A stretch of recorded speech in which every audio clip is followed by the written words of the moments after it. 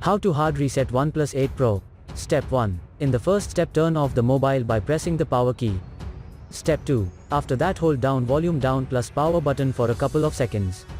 Step 3. Release all keys when the OnePlus logo appears.